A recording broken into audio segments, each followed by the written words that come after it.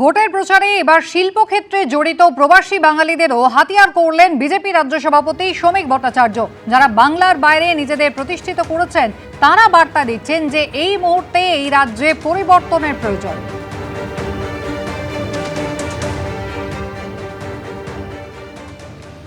যারা বাংলার বাইরে নিজেদের প্রতিষ্ঠিত করেছেন, কারোর আনুগত্যে নয়, কারোর দয়ায় নয়, নিজেদের মেধার উপরে ভিত্তি করে তারা বার্তা দিচ্ছেন যে এই মুহূর্তে এ রাজ্যে পরিবর্তনের প্রয়োজন আছে। আমাদের কাউকে নিয়ে আসার কোনো প্রয়োজন নেই। ওভারসিজ ফ্রেন্ডস অফ বিজেপি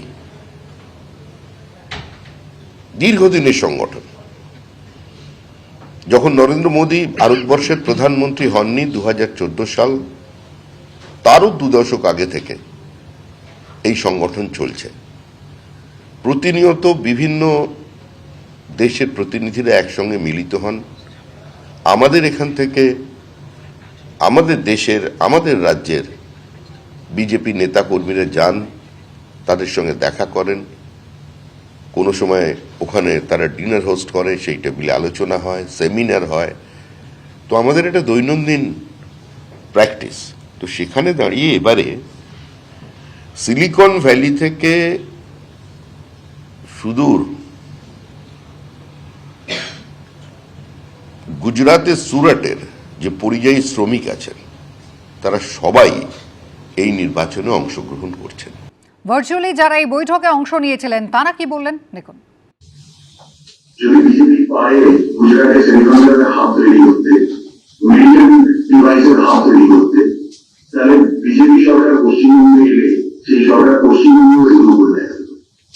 যে উত্তরপ্রদেশে 2017 আগে কেউ ভাবতে পারতো না যে ওখানে অ্যামাজনের ডেটা সেন্টার হবে, কেউ ভাবতে পারতো না ওখানে স্যামসাং এর মোবাইল ম্যানুফ্যাকচারিং হবে, কেউ ভাবতে পারতো না ওখানে অ্যাপেলের ম্যানুফ্যাকচারিং হবে।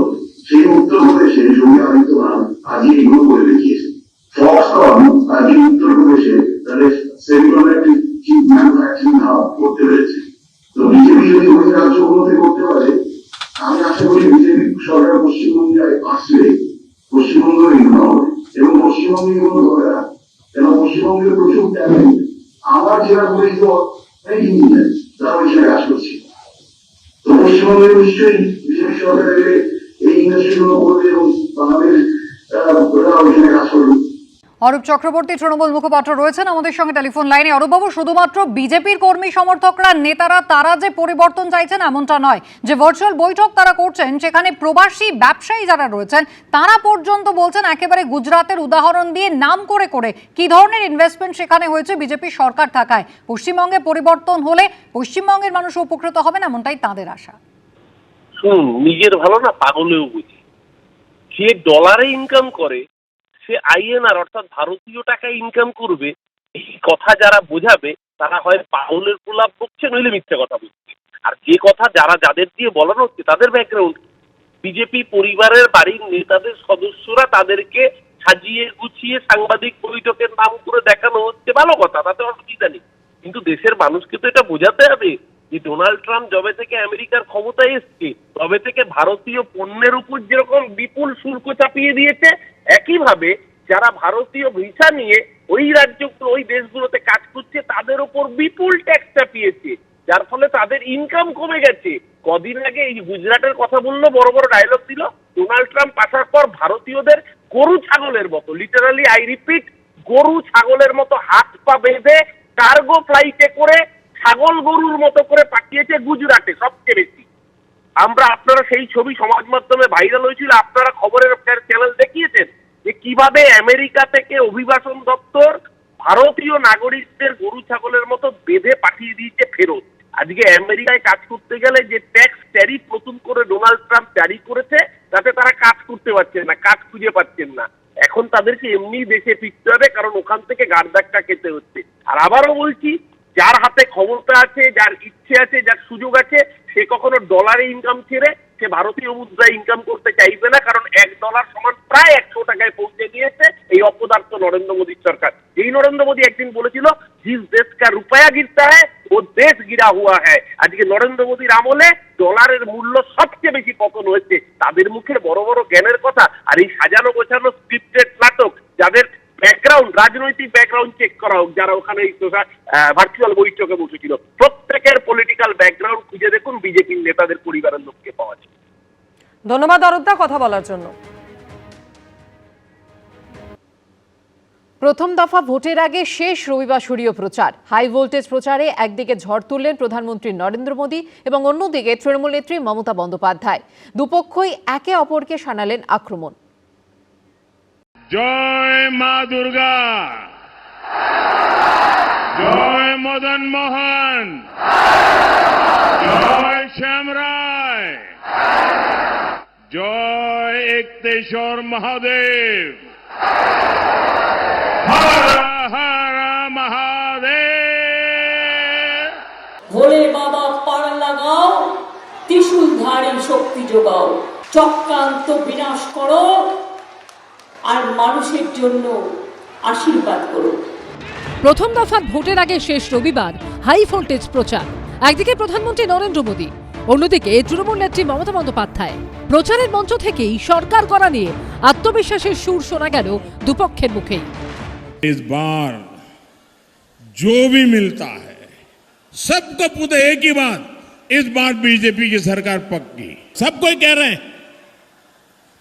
ये सब देखने के बाद, ये सब सुनने के बाद और मेरे राजनीतिक अनुभव के आधार पर मैं कह रहा हूं, इस बार बीजेपी बहुत भारी बहुमत से सरकार बनाने जा रही।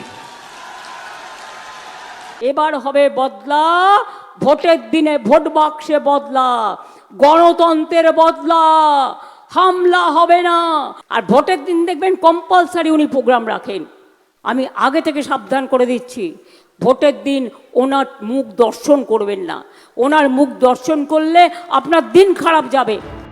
এদিন বাঁকুড়ায় ভোট প্রচারের মঞ্চ থেকে পানীয় জল নিয়ে দুর্নীতির অভিযোগে সরব হন প্রধানমন্ত্রী। যে দুর্নীতি রোধে ডাবল ইঞ্জিন সরকার গড়ার ডাকও দেন তিনি। পাল্টা জবাব দিয়েছে তৃণমূলও। यहां पीने के पानी की बहुत समस्या है। टीएमसी का सिंडिकेट आपके नल को, आपके जल को भी लूट रहा है। आप यहां भी बीजेपी का सीएम बनाइए, फिर बीजेपी का पीएम और बीजेपी का सीएम मिलकर बंगाल के आपके घर तक नल से जल पहुंचाएगा।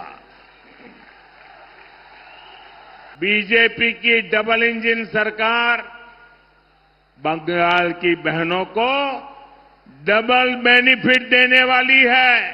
এই যে স্বীকৃতি দেব না, সম্মান দেব না, পয়সা দেব না, কালিমালিপ্ত করব, বাংলা ভাষাকে বাংলাদেশি বলবো, এইগুলো তো জড়িয়ে রয়েছে, সামগ্রিকভাবে জড়িয়ে রয়েছে। কোথায় সম্মান পেল বাংলা?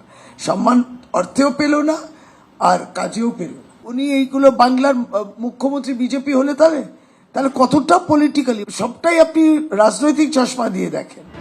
শাসক বিরোধী দুই শিবিরই ভোটের ফল নিয়ে আত্মবিশ্বাসী, কিন্তু জনগণ কার দিকে থাকবে জানা যাবে আর কয়েকদিনের মধ্যেই। অরিত্রিক ভট্টাচার্য, অর্ণব মুখোপাধ্যায় ও হিন্দলদের রিপোর্ট, এবিপি আনন্দ। এবিপি আনন্দ, এগিয়ে থাকে, এগিয়ে রাখে।